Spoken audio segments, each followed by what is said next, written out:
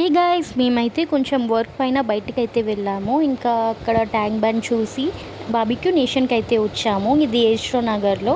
నేను మా అక్క వాళ్ళతో అయితే వచ్చాను. వెళ్ళగానే మాకైతే పానీపూరి అయితే ఇచ్చారు. అండ్ స్టార్టర్స్లో crispy corn and chicken wings and chicken soup అయితే ట్రై చేసాము.